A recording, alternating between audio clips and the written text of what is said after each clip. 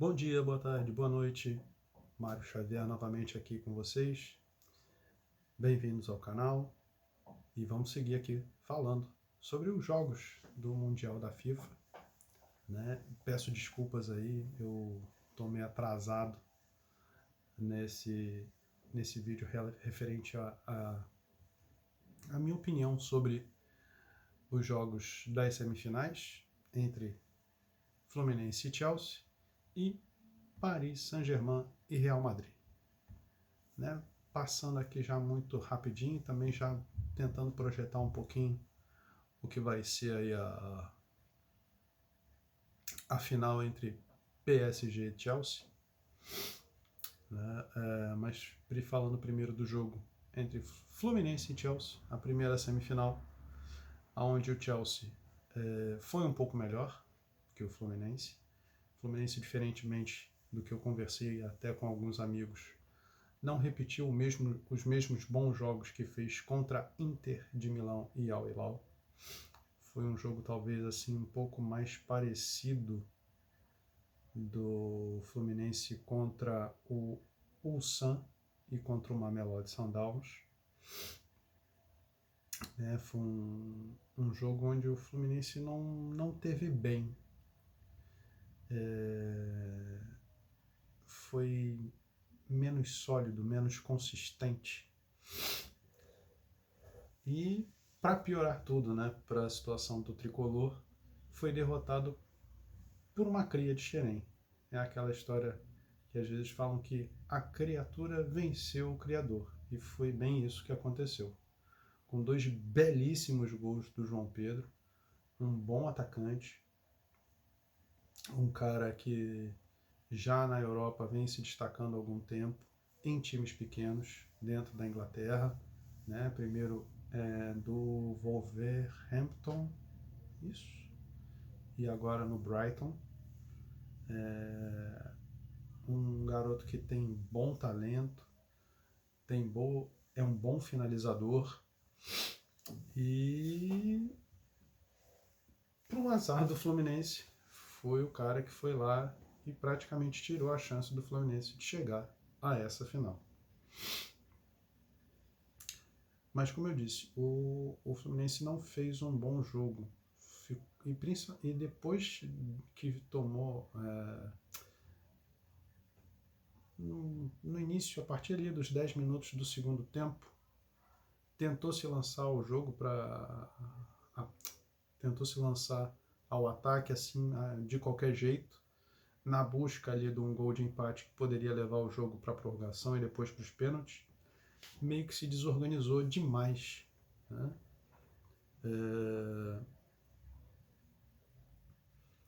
Se expôs demais ao Chelsea e, com a qualidade técnica que o Chelsea tem, ficou ali totalmente refém de uma situação, e o Chelsea acabou fazendo lá o segundo gol. Poderia até ter feito mais, não fez, mas poderia. E a partir dali, do segundo gol, o Chelsea também começou a meio que controlar o jogo, levar o jogo em banho-maria, para também não se desgastar muito. Foi uma partida debaixo de um calor muito grande, então, para um time europeu que sente muito mais essa questão da temperatura elevada, eles ali meio que se pouparam um pouco durante o jogo, e mesmo assim, com tudo isso, com mais atacantes, com mais poder de fogo, o Fluminense não foi capaz de fazer ali uma frente maior ao Chelsea. Eu acho que a grande bola do jogo do Fluminense ali foi o lance onde o Cucurella salva a bola em cima da linha, estava 1-0 ainda, e se sai ali aquele gol de empate, é aquela história. O se não existe dentro do futebol, né? Mas saindo aquele gol de empate ali, a dinâmica do jogo poderia ser totalmente diferente. Não foi, e o Chelsea está na semifinal. Passando aqui rapidamente alguns detalhes de números da partida. O Chelsea fez 17 chutes, sendo deles só 5 ao gol, foram mais assim chutes aleatórios do que uma efetividade para botar o Fábio para trabalhar. E desses 5 chutes ao gol, 2 foram para as redes, né? Os 2 chutes praticamente indefensáveis do João Pedro. Um belo chute, a bola vai no ângulo, o outro também praticamente no ângulo, a bola batendo no travessão e entrando no gol, sem chance pro Fábio. Tinha que ser ali, na melhor das hipóteses, como eu gosto de filme também, vai estrear até o final do mês ali o Quarteto Fantástico. Tinha que ser o Senhor Fantástico e se esticar lá no poder de borracha para conseguir alcançar as 2 bolas chutadas pelo João Pedro, né? O Chelsea, como eu falei, ficou mais com a bola, segurou mais o jogo, teve 54% de posse de bola. O Fluminense, comparado assim diretamente com os números do Chelsea, não foi uma coisa também tão diferente. Foram 12 chutes contra 17, né? E desses 12 chutes, 3 no gol. Então, e nenhum gol marcado. 46% de posse de bola. Então não foi assim também uma supremacia do Chelsea na partida. Foi um jogo onde o Chelsea conseguiu controlar um pouco melhor o jogo. Ele soube levar melhor a partida, né? Até porque tem uma maior qualidade técnica. Outra coisa que eu conversei também com os amigos é que o Fluminense sentiu muito a falta do Martinelli no meio de campo. E por mais que não se fale que determinados jogadores fazem diferença, fazem muita diferença, às vezes no esquema de jogo, e o Fluminense sentiu muita falta do Martinelli, também do Samuel Xavier, até porque o Chelsea soube explorar assustadoramente as deficiências defensivas do Guga, né? Tinha a Avenida Guga ali pelo lado direito e o Chelsea soube se aproveitar muito disso. Então, pegando esses pequenos pontos aí, o Chelsea se aproveitou das fragilidades do Fluminense e aí, para mim, a falha, de uma certa forma, por parte do time tricolor e também, consequentemente, do Renato, foi não conseguir corrigir ou tentar anular essas deficiências do time dele, né? E a partir do momento que ele tentou no ataque lá meio kamikaze, vamos com tudo, perdido por 1, perdido por 1000, mas se ele consegue segurar mais o jogo e numa famosa bola vadia, numa bola parada, um contra-ataque, poderia lá fazer um gol de empate e deixar o Chelsea mais nervoso. O Chelsea não é um time ruim, o Chelsea é um time ainda em formação, um pouco inexperiente, é um time muito jovem. Então, se conseguisse pressionar o time do Chelsea de alguma forma, poderia talvez ter uma melhor sorte. Mas o Fluminense fez uma boa competição, fica ali, fez uma boa grana, né? Se eu não me engano, o Fluminense ganhou quase em premiação metade do faturamento do Fluminense anual. O Fluminense acho que tem quase 600 milhões aí de faturamento, ganhou 330 milhões, se eu não estou muito errado. Então, para o Fluminense, praticamente em um mês ele conseguiu faturar ali no torneio o que ele leva um ano para ganhar em dinheiro. Então, para o tricolor carioca foi fantástico, né? E sem contar uma projeção da marca, né? Mostrar que é um time competitivo aqui no Brasil, um time forte, uma marca forte para o exterior. Isso também é bem importante. Então vamos agora para o PSG e Real Madrid. Esse para mim foi um jogo que me surpreendeu bastante, né? Tá certo que a gente já tinha, quem viu a final da Champions League, viu o atropelo do PSG sobre a Inter de Milão, não se espantaria tanto. Mas eu confesso a vocês que, pelo trabalho que o Xabi Alonso teve no Bayer Leverkusen, dando uma boa estrutura de time pro Bayern, o time foi praticamente campeão da Bundesliga invicto, algo que nem o próprio Bayern de Munique, o maior campeão da Alemanha, conseguiu. Né?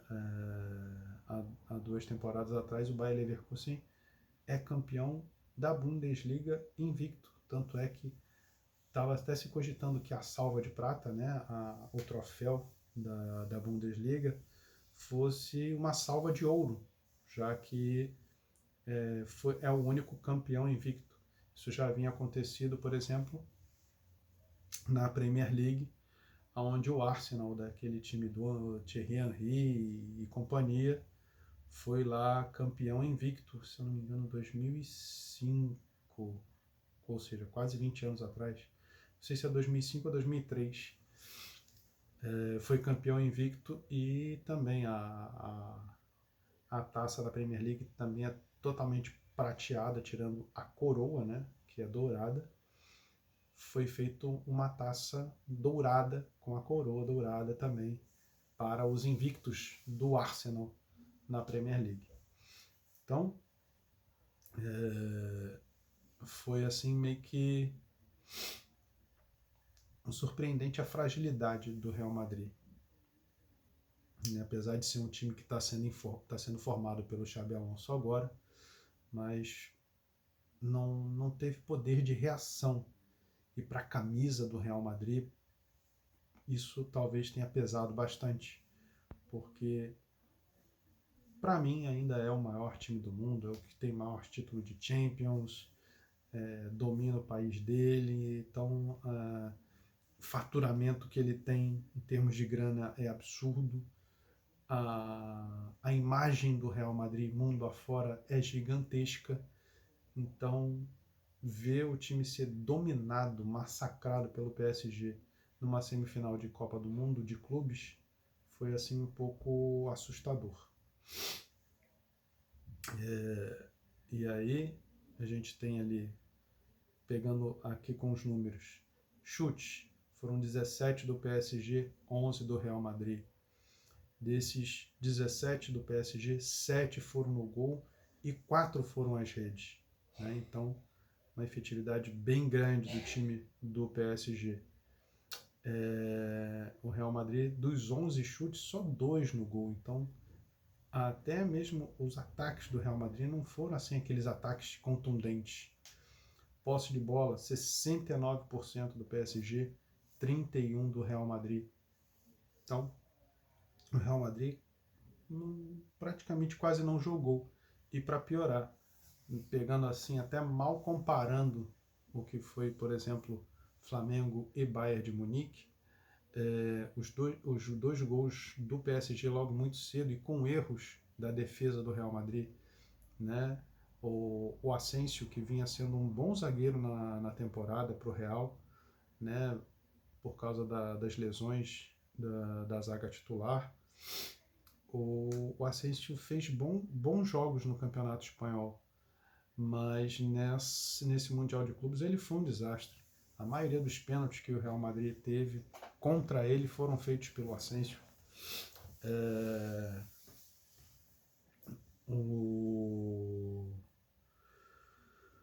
Aí, com inveja, ou para não deixar o menino tão mal assim, o Rudiger vai lá e entrega também a paçoca. Falha também para o segundo gol do PSG.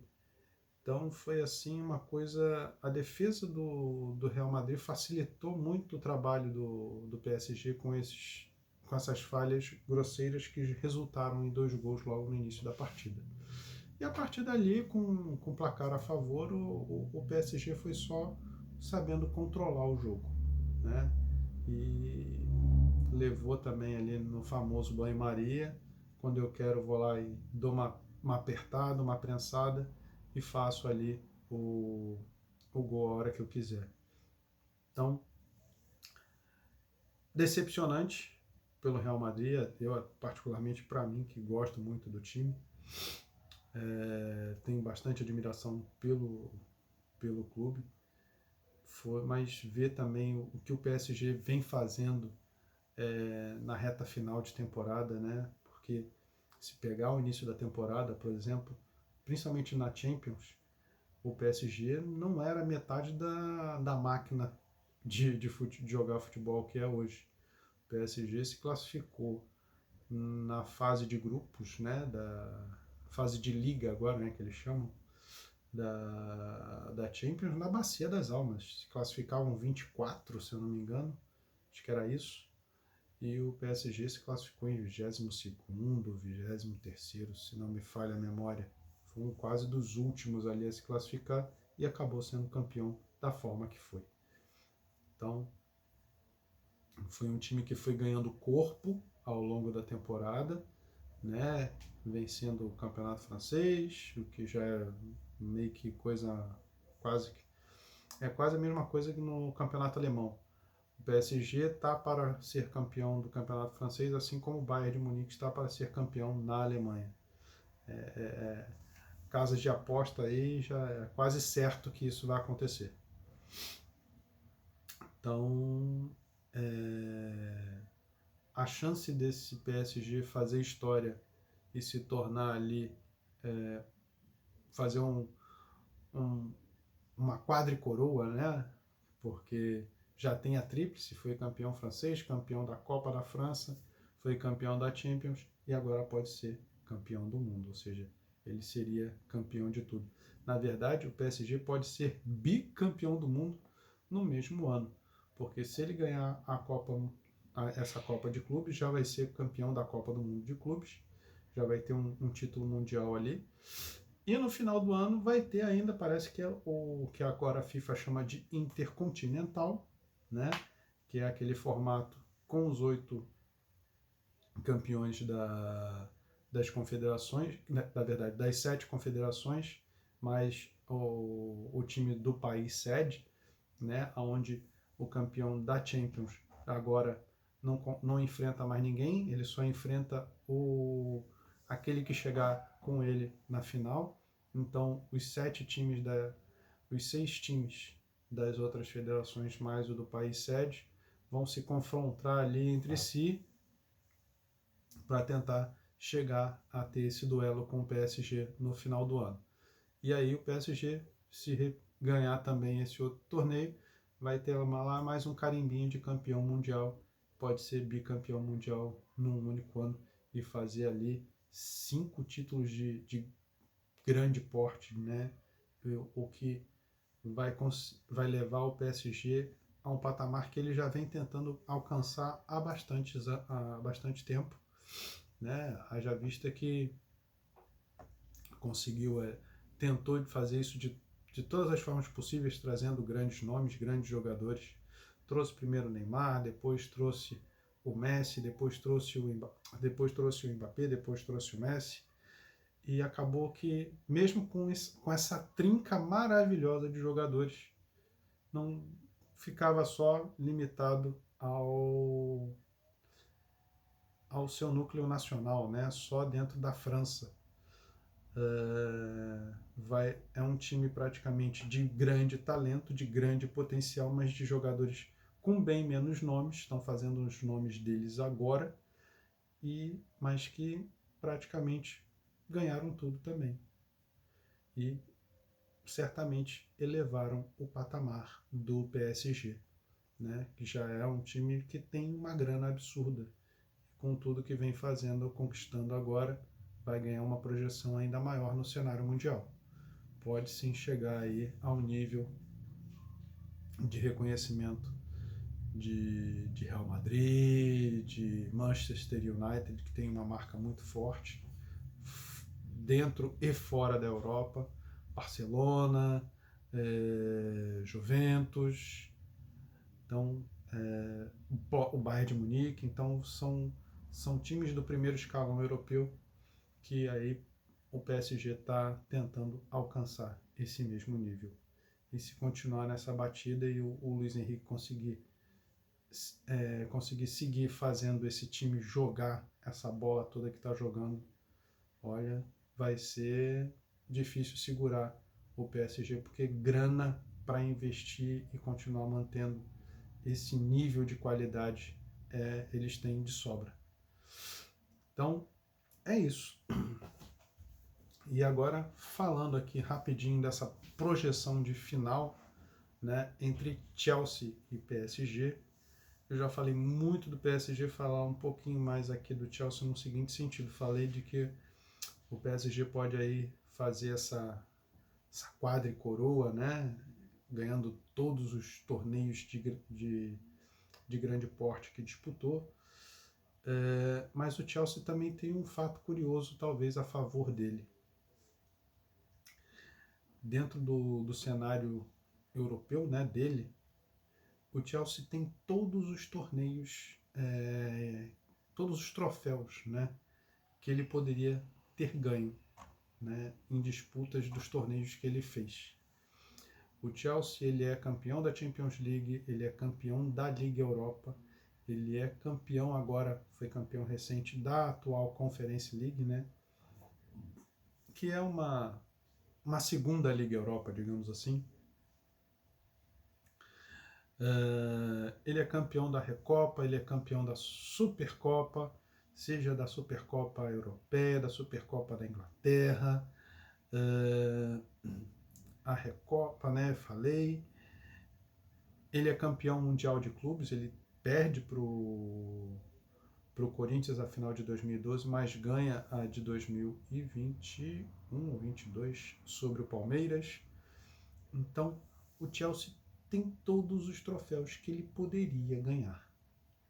E se ele ganhar essa primeira Copa Mundial de Clubes, ele vai continuar sendo o único time do mundo a ganhar todos os troféus de todos os torneios que ele já disputou. E isso também seria algo fantástico. E como, modificando um pouco a frase de um narrador, né, do Rogério Vaughan da ESPN, que o futebol é a arte do possível, eu tenho costumado dizer agora que o futebol é a arte do imponderável. Porque por mais fantástico que seja o PSG, a única derrota do PSG nesse torneio foi para o Botafogo. E quem poderia imaginar que, por mais qualidade que tem o Botafogo, quem poderia imaginar que o Botafogo venceria o PSG num jogo, né, em uma partida? Casas de aposta com certeza dariam aí 10-1. Então, o Chelsea está mais ou menos nessa pegada. O Chelsea vai ser o patinho feio dessa final, né? Todo mundo está esperando aí uma possível goleada, uma nova goleada do PSG, mas o Chelsea é um time chato e se ele jogar com vontade, com determinação e muito bem trabalhado na estratégia, o Chelsea pode surpreender o mundo também e vencer ali o PSG, mesmo que seja nos pênaltis, e ganhar essa Copa Mundial de Clubes e ser, sim, o time que ganhou todos os troféus possíveis e imagináveis que já disputou. Então, talvez, não sei se isso vai servir de motivação para os jogadores do time inglês, mas é uma coisa a se pensar, né? Então, PSG e Chelsea, 4 da tarde, no domingo, 4 da tarde? Acho que 3 ou 4 da tarde, agora me foge aqui o horário certo para a final, mas eu sei que vai ser domingo à tarde e vai ser um jogão. Então, quem puder, assista, porque vai valer certamente muito a pena. Tá ok? E é isso, meus amigos. Depois da final, a gente vem aqui, eu vou trazer também novamente as minhas impressões do que foi a partida, falar um pouquinho mais de quem vai ser o campeão, né? Como é que foi o jogo, e agradecer a todos aqui que estiveram aqui comigo nessa jornada do Mundial de Clubes, desse primeiro Mundial de Clubes que foi bem bacana, já certamente está deixando saudade, e que venha daqui a 4 anos, que os times brasileiros possam estar lá novamente, fazendo um bom torneio como fizeram já nessa primeira edição. Tá ok? É isso. E não menos importante, gostou do vídeo? Deixa o seu like aí, por favor. É muito importante aqui, o canal está começando. Compartilha com os amigos, comenta também. Então, é isso, tá? Façam aí essa ajuda aqui para o seu amigo Mário, que para mim vai ser muito importante, tá bom? E a gente vai se falando, nos falamos depois da final, tá certo? Um forte abraço a todos, fiquem com Deus e até a próxima.